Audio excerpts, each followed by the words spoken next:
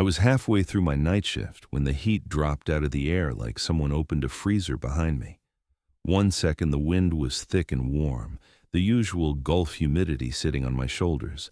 The next, it thinned into something sharper, colder, wrong. Out here, offshore Louisiana and Texas, the temperature doesn't just snap like that. Not at night, not without a front rolling in. And the sky above me was perfectly still. I slowed my walk along the south walkway and waited for the rig to settle into its usual rhythm. After a few months out here, your body memorizes the vibration pattern. Tiny pulses running through steel, steady as breathing. Except tonight it wasn't steady. The beat lagged, just a half second. Not enough for most people to notice, but enough to make the hairs on my arms rise. A rig this size doesn't change its heartbeat, not unless something's interfering with it, or something's misaligned deeper in the structure. I rubbed my palms together and tried to blame fatigue. Long shifts make the mind invent problems. Still, that cold wind clung to my neck like it didn't want to leave. I leaned against the railing and looked out over the water, and that's when I saw it, a shape drifting way out past the main lights. So far, I almost mistook it for a shadow. The Gulf is full of debris, especially this time of year, but this thing wasn't moving with the swells. It held its own line, like it had a direction that didn't match the water beneath it. I squinted into the dark, hoping the beacon lights might catch it at a better angle. Instead, the beacon behind me blinked. Wrong. It slowed. Just a fraction.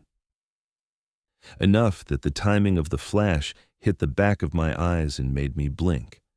Those lights run on strict cycles. They don't drift. They don't hesitate. But tonight, the glow pulled long, stretching out the interval like the rig was trying to breathe deeper. I stepped back, checking the horizon again, and wrapped my fingers tighter around the railing.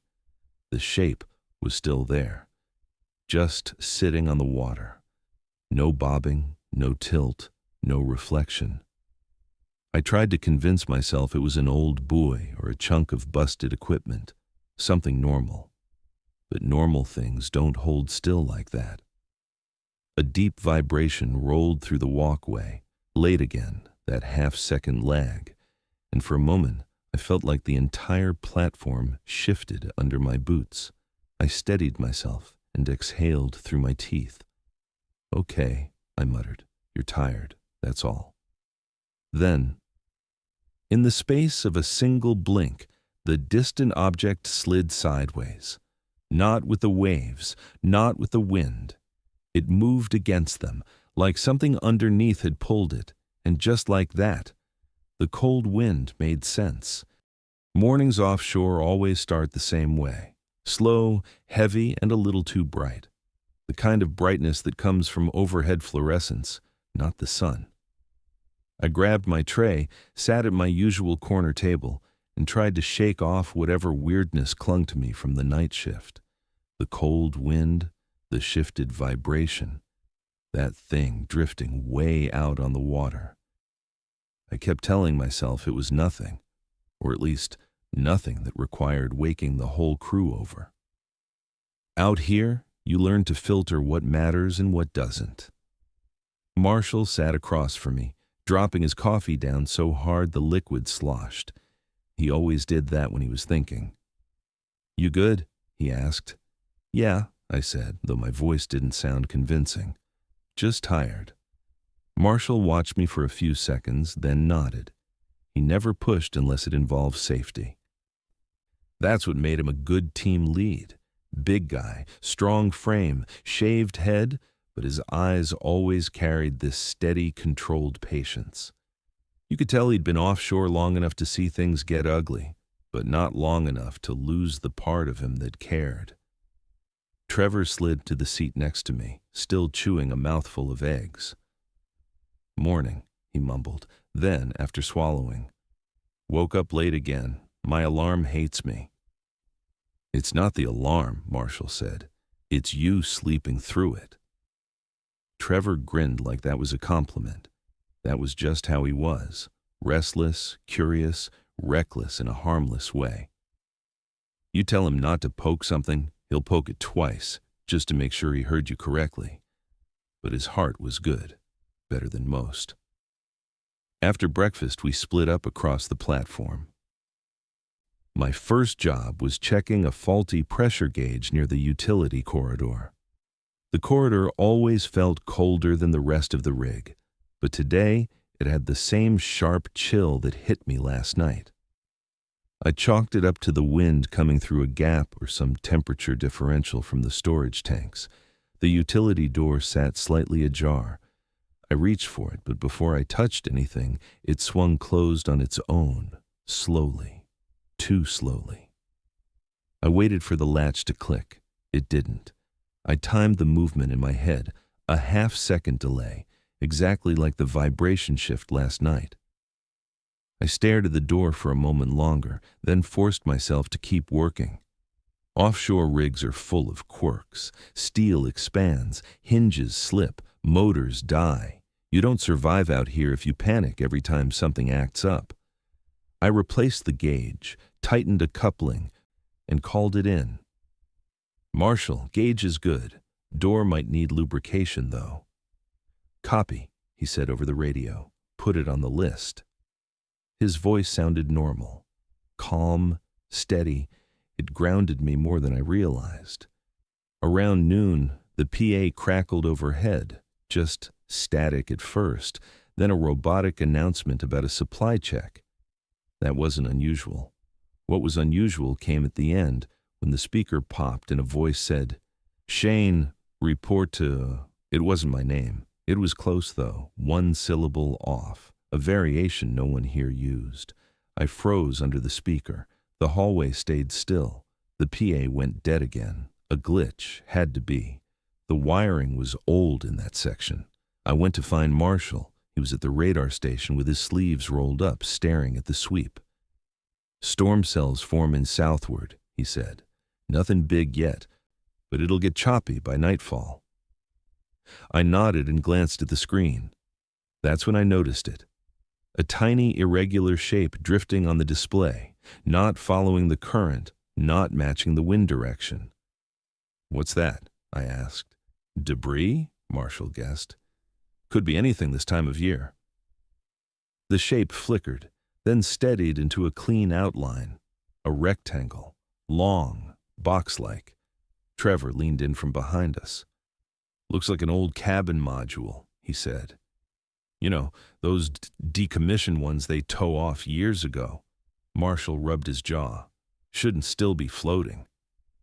"Maybe someone strapped flotation under it," Trevor said. "Nobody does that with scrap," Marshall replied. "Costs more than it's worth." I felt a small knot tighten behind my ribs, the same shape I saw last night, now showing up on radar. I kept my mouth shut. I wasn't ready to sound paranoid. We went through the afternoon like normal. Maintenance checks, valve inspections, banter in the break room, Trevor messing with the water dispenser until Marshall threatened to write him up. Mostly it felt like any other day. But every so often, I caught myself listening for something, a shift, a noise, a repeat of that whispered name that wasn't mine. Nothing happened. Not until late afternoon when the wind picked up and the platform's rails started humming. That's when Trevor came jogging out from the west walkway, helmet halfway unbuckled, eyes bright in the way they get when he thinks he found something interesting instead of dangerous. "Hey," he called, waving us over. "You guys need to see this." Marshall raised an eyebrow. "What now?" "The module," Trevor said, pointing out toward the open water. It moved. Like a lot. And I'm pretty sure it's closer than it was this morning. I felt the same knot tighten again. Only this time, it didn't let go. Because he was right. It was closer. Much closer. By early evening, the clouds had thickened into low bruised slabs rolling in from the Texas side. The kind you can smell before you see. Wet metal, salt, and ozone. Storms out here have their own personality. Some move slow, like they're deciding whether to ruin your night. Others march straight in with no hesitation. This one was still choosing, but the pressure in the air told me its patience wouldn't last long.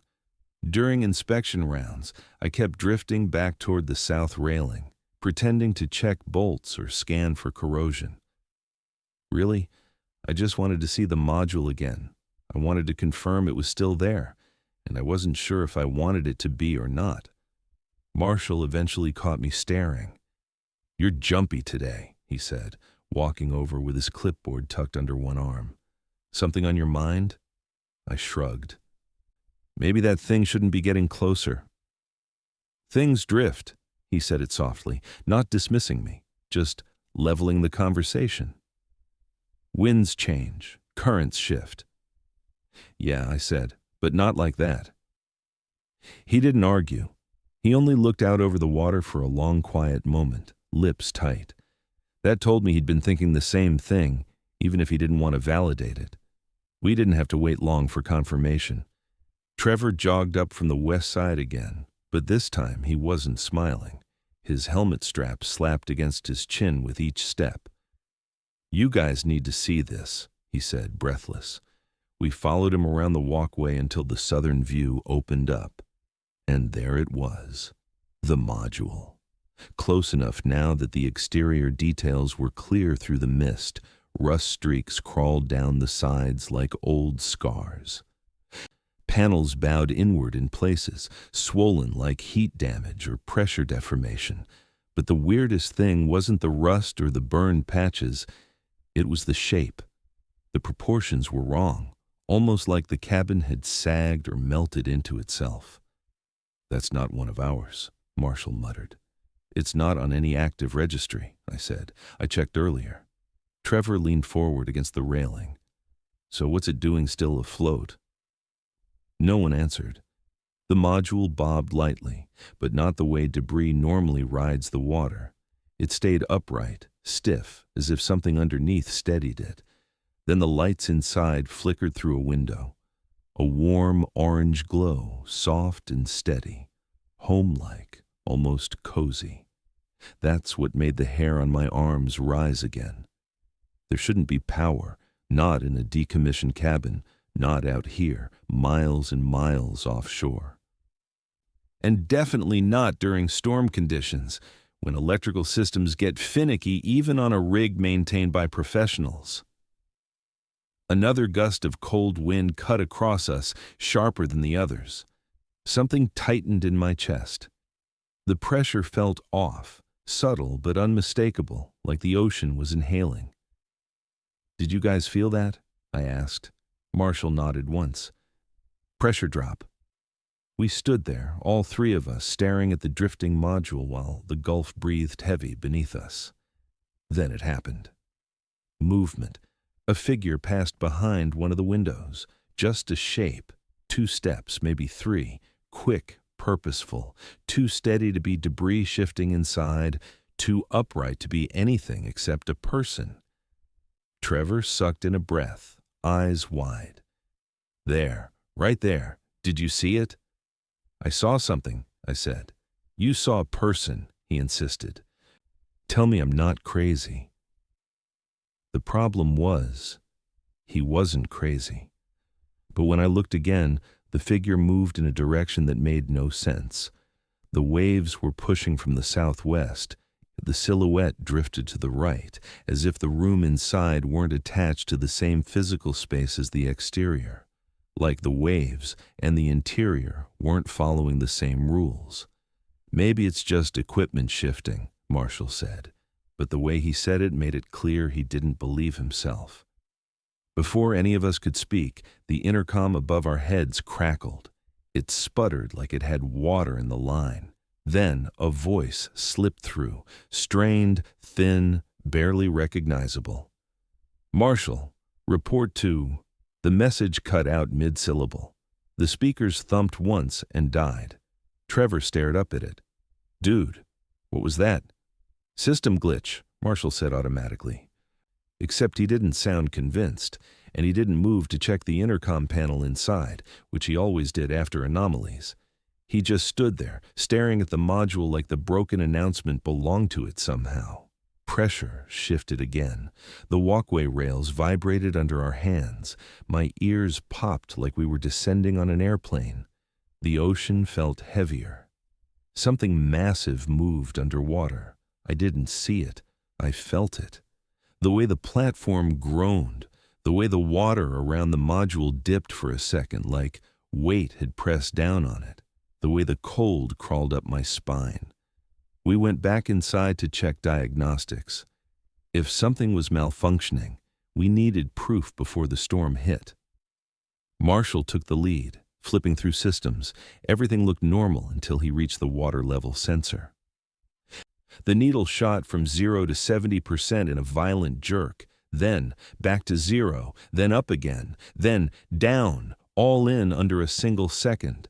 Trevor stepped back. "That's not real." "No," Marshall said, "it's not." We stared at it as the machine tried to catch its breath, hiccuping through impossible readings. The system eventually stabilized, but the damage to our nerves was already done. "Okay," Trevor said, rubbing the back of his neck. "Seriously, what's going on?" No one answered, not until the next glitch. We were heading through the main corridor when a soft voice drifted down the metal hall. "Trevor, honey?" Trevor froze mid-step, completely still. I don't think I've ever seen him freeze. Not Trevor, not the guy who pokes rattlesnake holes with a screwdriver, just to see if maybe something's in there. "Mom," he whispered. The voice called again, same gentle warmth, same tone, but with a tiny delay at the end of each word, like someone was copying the sound but not the timing. The voice came from the open doorway leading to the exterior deck, the deck that faced the drifting module. "Trevor," Marshall said quietly. "Don't." Trevor took one step forward anyway. "Hey," I said, grabbing his arm. "Wait." He shook me off with a strange calm, like he wasn't fully in control. "It's her," he said. "It sounds like her." "It's not," I said.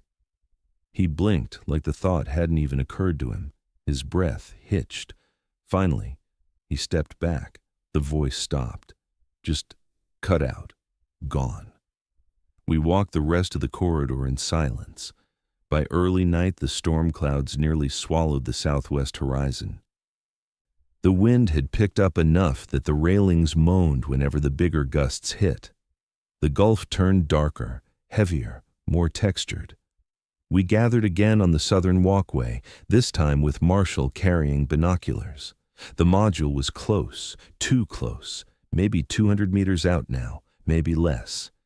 It drifted slowly, patiently, like something guiding it inward with invisible ropes. The warm glow inside had not dimmed once. "Still lit," Trevor said softly. Marshall lifted the binoculars, scanned the windows, lowered them again. "Proportions look wrong," he said. I nodded. "Yes, like the corners don't line up." "The roof dips on the left side," Trevor said. "It wasn't dipping an hour ago," I added. We all knew what we saw. None of us said the only word that fit: impossible. Lightning flashed far off, illuminating the water in a harsh sheet. For a split second, the entire silhouette of the module showed clear enough for me to understand how wrong it truly was. The windows weren't placed evenly. The shadows inside didn't match the orientation of the lights, and the base of the module, it wasn't floating, not naturally, it was being held. Something beneath it had shape and weight and intention. Then, as if the module itself were listening, it shifted, rotated, hard, left against the wind. Trevor's mouth fell open. "No way." "That's not the current," I whispered. "No," Marshall said. His voice lost all pretense of calm. "It's not." He lowered the binoculars, jaw tight, shoulders stiffening under the weight of the decision forming inside him. "We need to check it," he said. "If someone's alive in there, we can't ignore it. Maritime law doesn't let us turn our backs on a distress situation." Trevor nodded immediately. too fast. I didn't nod, but I didn't argue, because something out there had just proven it wanted our attention, and it wasn't going to stop until we gave it. The storm hadn't fully arrived yet, but the wind already carried the weight of it. The sky hung low and bruised like the whole Gulf was holding its breath. Marshall gave the order without raising his voice. He didn't need to. The decision had already settled in all of us the moment the module rotated against the wind. We lowered the small service boat from the east davit, the cable groaning as it met the chop. Lights flickered overhead. My hands shook, not from fear, but from the cold that seemed to track me since last night. Trevor climbed in first, trying to hide how eager he was behind forced calm. Marshall followed, silent and focused. When I stepped in, the hull rocked under my boots a little harder than it should have. We unlatched and drifted out, the rig fading behind us into a haze of steel and orange glow. Out here, the ocean felt bigger, heavier. The module sat ahead like a misplaced building, bobbing in a rhythm that didn't belong to the waves around it. The closer we got, the less sense it made. At 30 meters out, all three of us went still. The structure wasn't the same shape we'd seen from the rig. The left wall slanted inward now. The roofline dipped on the opposite side. Windows were different sizes, some edges curved where steel shouldn't curve. It wasn't just damaged, it was adjusted. Like the cabin was a breathing thing that didn't care about geometry. "God," Trevor whispered. Marshall didn't say a word. We motored the last few meters, bumping lightly against the module's lower edge. The amber glow from inside leaked out through seams in the metal. It wasn't normal light. It was too thick, too warm, like the air itself was tinted. I grabbed the railing, testing the stability. It held, but it vibrated with a strange undercurrent, almost like the pulse of the rig last night, but deeper, slower, not mechanical at all. "Stay behind me," Marshall said. His voice was steady, but his eyes weren't. We climbed through an open cutout in the wall. It must have been a door once, but now it bent inward in a rough oval, the edges warped like melted plastic, even though everything here was steel and aluminum. Inside, the air felt heavier. Not hot, not humid, just weighted, like each breath took an extra second to pull in. When my boots touched the floor, I understood why. Gravity shifted under my feet, not dramatically, just enough to make my body lean left even though the floor looked level. I braced on the wall, but even the wall felt wrongly angled, like the whole module had been twisted in someone's hands. Marshall stepped in behind me and jerked his head to the side. "What?" I asked. He shook it off. "Thought I heard something." "What'd you hear?" "A voice," he said. "Right behind me." His eyes swept the room, jaw tight. "Captain?" The whisper brushed through the air so close it made my skin tighten. It didn't come from Marshall or Trevor. It came from just behind us, except there was nothing there but the doorway we'd just climbed through. Marshall's breathing shifted, not panicked, but not calm either. "We keep moving," he said quietly. The first hallway branched into two uneven corridors, one short, one stretching deeper into the module. The amber glow came from the longer one. Trevor drifted toward it without thinking. "Trevor, wait." I reached out, but he was already stepping away. He didn't speed up. He didn't run. He just moved, like something nudged him forward. The room he headed toward flickered softly, the light pulsing like something alive. "Hey," Marshall said. "Stay together." Trevor didn't seem to hear him. We followed, quickening our pace as the floor tilted again. I grabbed a railing for balance, but the railing bent under my grip, not from age or rust, but from pressure inside the metal itself, like it had been softened. "Trevor," I said again, louder this time.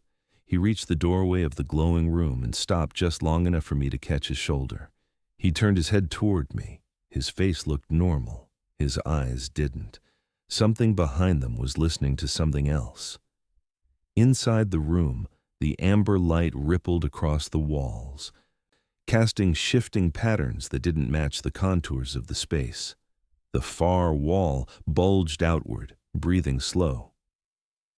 "What is that?" Trevor whispered. Before any of us could react, a deep thud shook the module.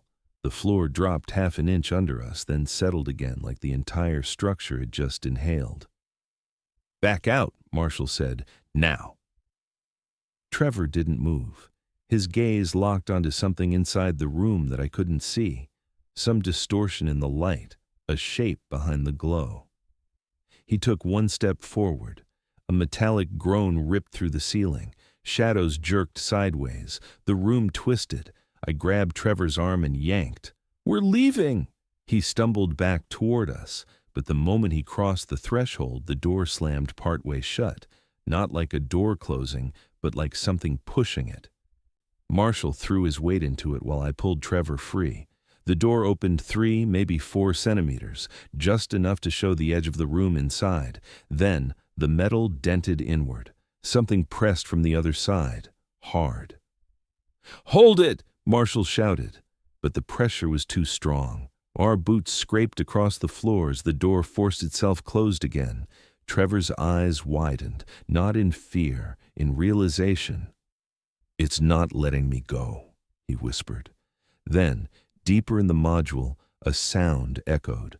A long, low moan, like the shifting of a ship hull, only wetter, closer, alive. We backed up. Marshall motioned for us to circle around.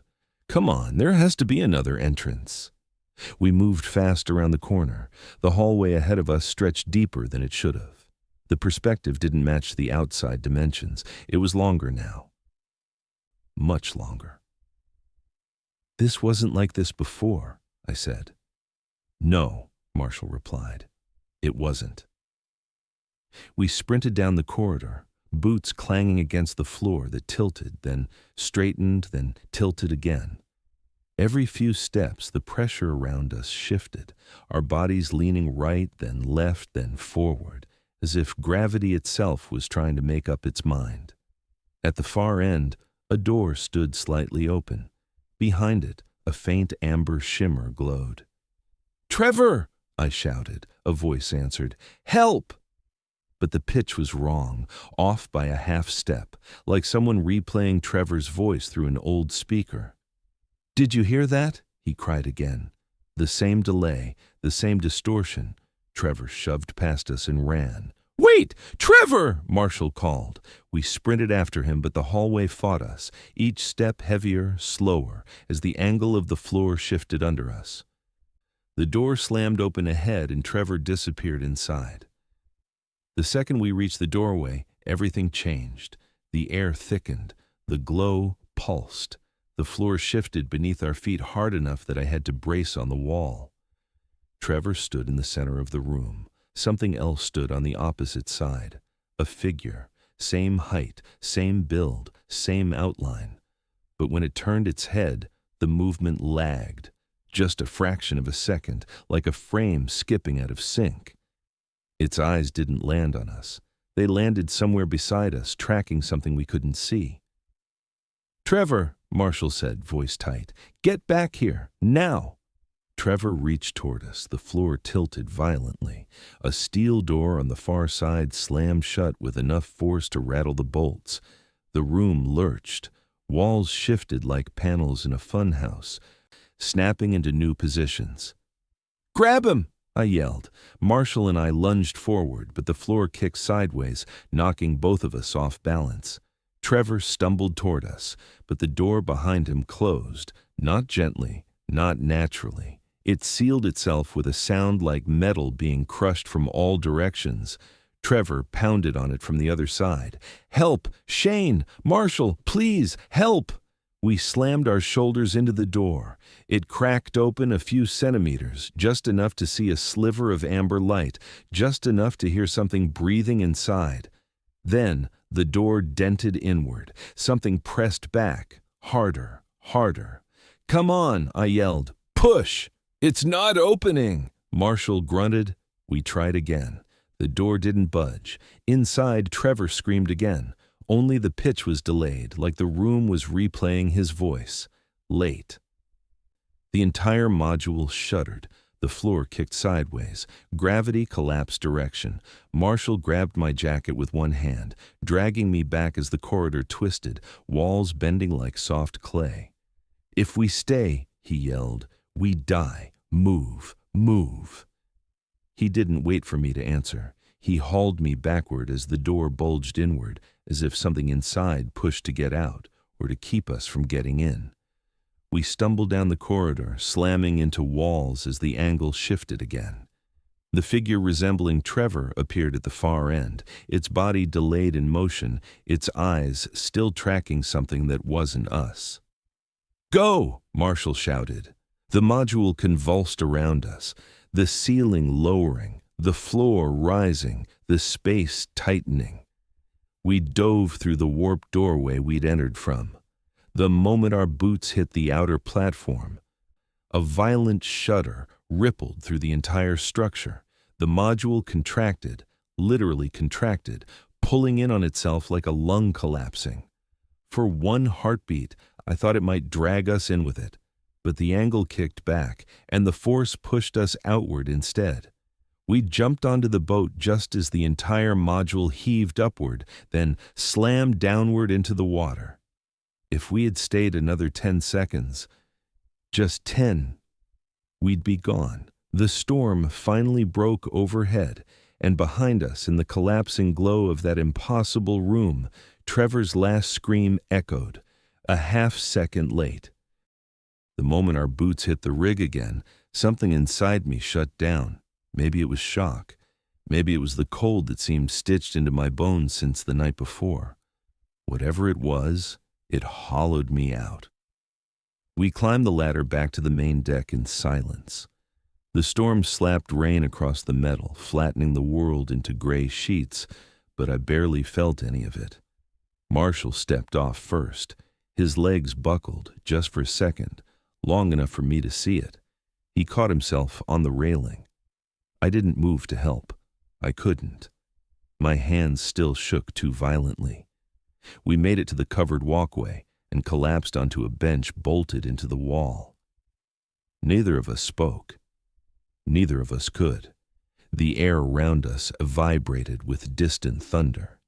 The deck lights flickered in a slow, nauseating rhythm, longer blinks than usual, as if the rig itself was struggling to stay awake. It took several minutes before I felt my breath again. Real breath. Not the fast, shallow panic inhalations I'd been taking without realizing. Marshall wiped a trembling hand across his face. Rain, sweat, both. "Shane," he whispered. What the hell was that?" I opened my mouth, but nothing came out. Words didn't feel real yet. My voice didn't feel real. The hallway tilt, the door bending inward, Trevor's scream coming half a second late. It all looped behind my eyes like someone else's memory. Not mine. I forced myself to breathe deeper, slow, then slower, the way they teach you in training when someone goes into hypoxia. But the panic never fully left. It lingered under the ribs, steady as a heartbeat. When I finally spoke, my voice sounded scraped raw. "I think it feeds on reaction." Marshall turned, confused, but listening.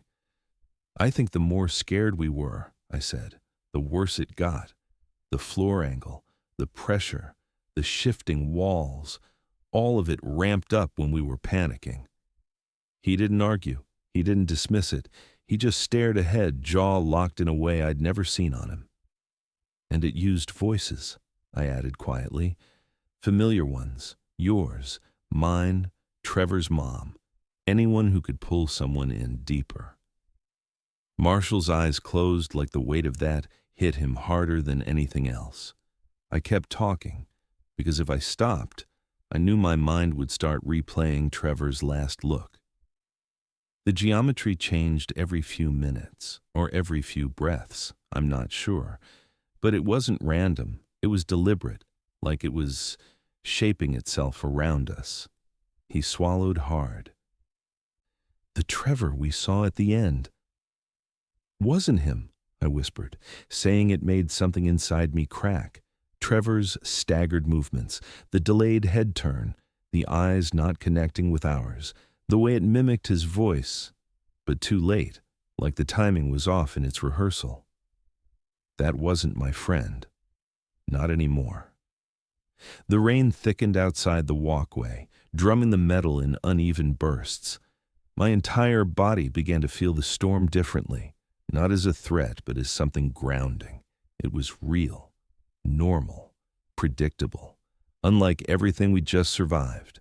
Marshall's breathing steadied enough for him to sit upright. His face looked 20 years older than it had that morning.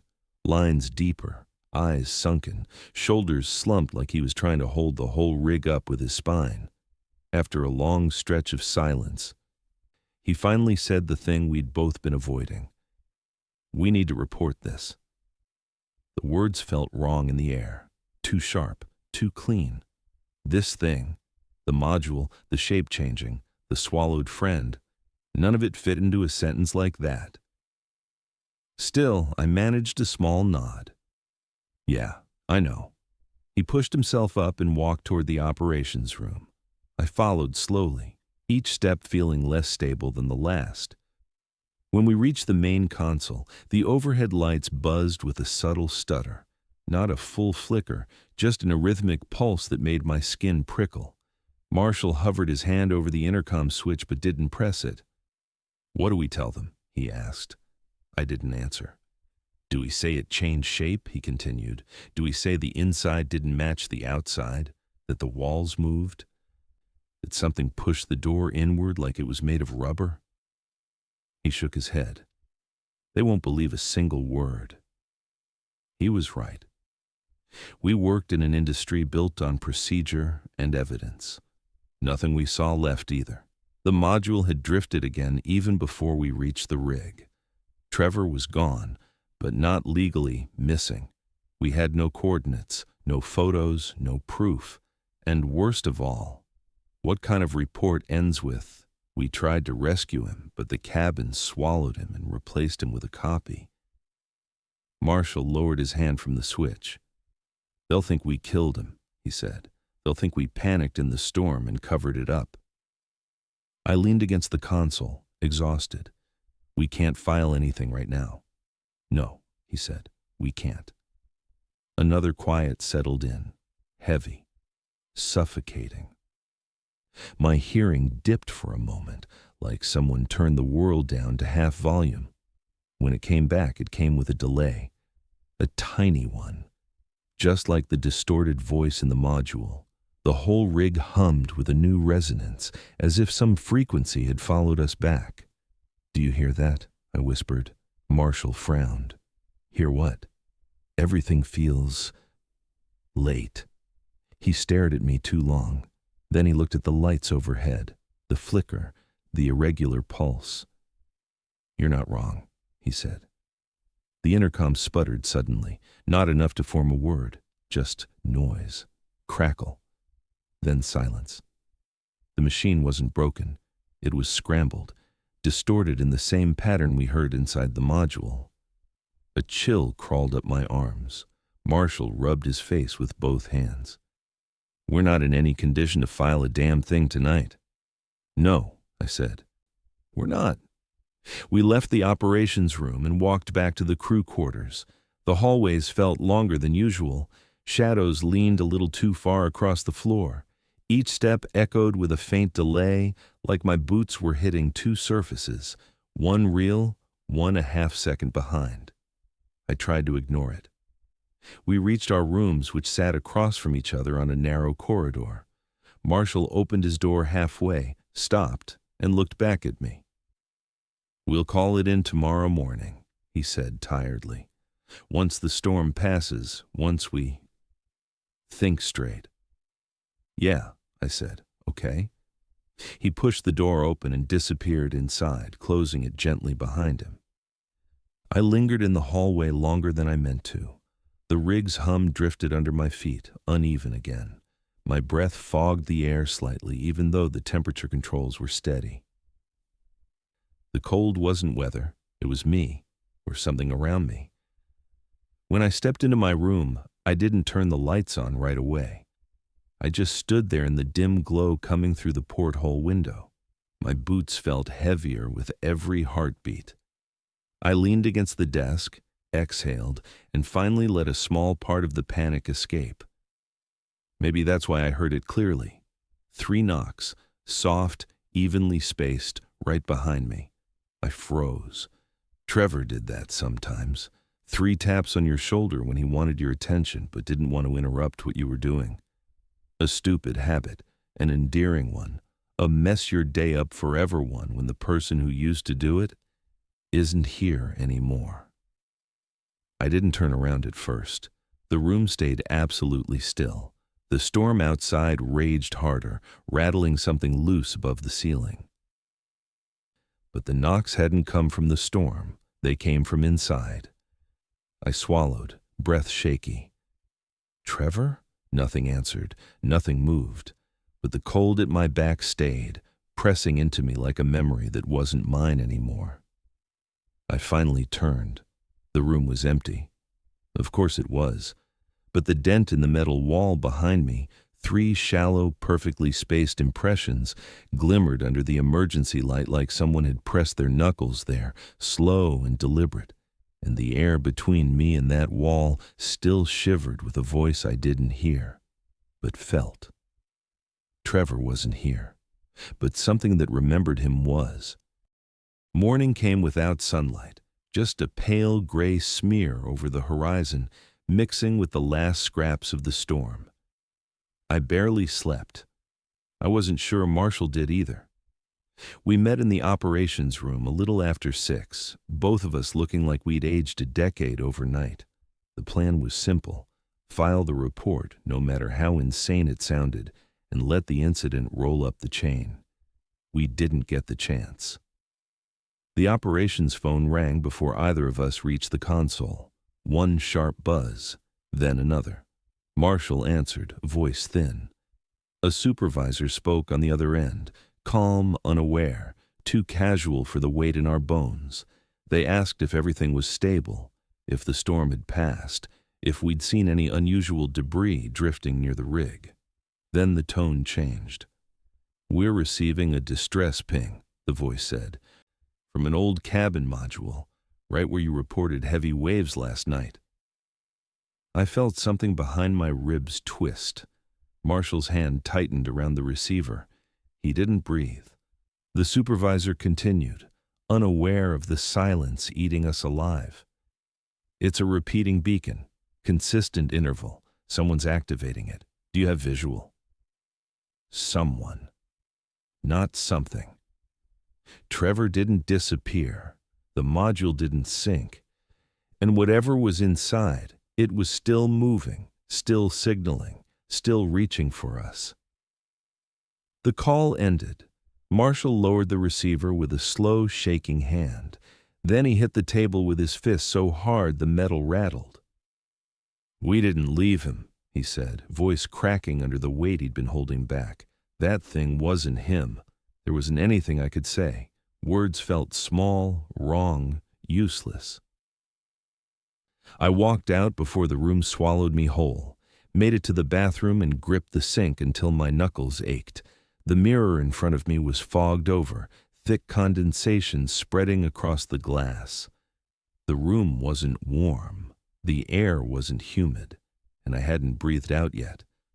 A slow dread crawled up my spine. I wiped the mirror with my sleeve. Behind me, a silhouette stood in the reflection, human-shaped, shoulders slumped, head tilted slightly too far to one side, and when it moved, the motion lagged, just a fraction, like a skipped frame in a failing broadcast. I spun around, nothing, just the quiet drip of a faucet and the muted thrum of the generators below. That night, the last night before crew rotation, Marshall stayed in his room, door locked, lights off. I walked the walkway alone, unable to sleep, unable to sit still. The ocean was calm again, but the calm felt staged, thin, performed. Far out in the dark, the beacon light blinked, once, then again. The rhythm dipped off cycle by half a second every time I looked straight at it, perfectly steady whenever I glanced away. The entity never left, it just changed where it's watching from.